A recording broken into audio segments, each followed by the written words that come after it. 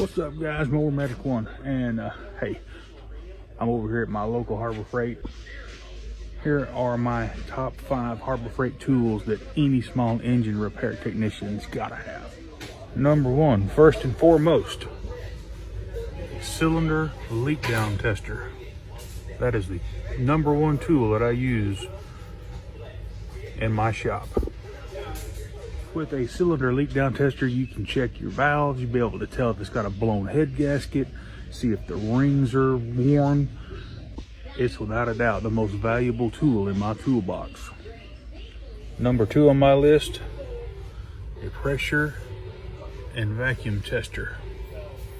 Perfect for 2 strokes and 4 strokes, and an absolute must when diagnosing 2-stroke engines.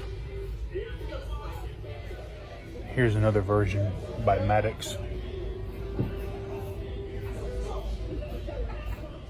Third on my list, ultrasonic cleaner for carburetors. This little jewel right here works good. This is branded Central Machinery, but they make this same one through, I've seen them through Midway Supply. Jegs makes one just identical to this. RCBS makes one just like, I mean, it's identical, and they use it to for, you know, cleaning gun parts and whatnot. Number 4, fluid evacuator. This will become the way you change oil in lawnmowers, and riding lawnmowers will make your life 100 times better. Now this is the one that I have here. It runs off of shop air and just pulls the vacuum and sucks the oil right out. And lastly, number 5, just your basic hand tools. You got to have just a basic set of hand tools, but specifically ratcheting wrenches.